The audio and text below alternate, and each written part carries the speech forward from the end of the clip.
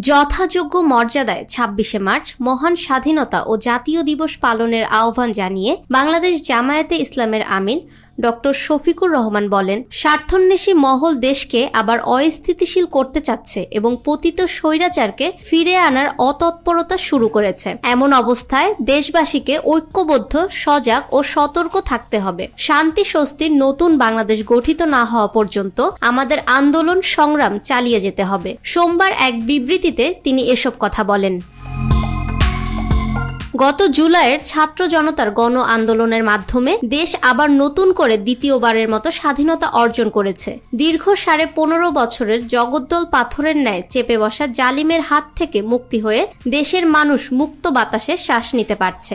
দেশের মানুষ কথা বলার অধিকার ফিরে পেয়েছে এবং শান্তিতে স্বস্তিতে চলাফেরা করতে পারছে। পতিত সরকারের দোসররা এবং দেশের কতিপয় স্বার্থান্বেষী মহল বিদেশি আধিপত্যবাদী শক্তির সহায়তায় ছাত্র জনতার এই গণ আন্দোলন ব্যর্থ করার জন্য গভীর ষড়যন্ত্রে লিপ্ত হয়েছে। বিবৃতিতে আরও বলা হয়, আমরা মহান স্বাধীনতা দিবসে গভীর শ্রদ্ধা ও সম্মানের সঙ্গে স্মরণ করছি বীর মুক্তিযোদ্ধা এবং ওই সমস্ত জনতাকে যাদের ত্যাগ ও রক্তের বিনিময়ে বাংলাদেশ বিশ্ব মানচিত্রে স্বাধীন সার্বভৌম রাষ্ট্রের মর্যাদা লাভ করেছে।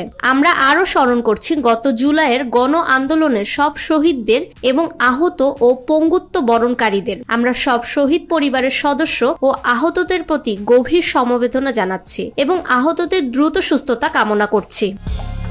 ফাহমিদা বিনতে আনোয়ার, নিরপেক্ষ নিউজ ডেস্ক, ঢাকা।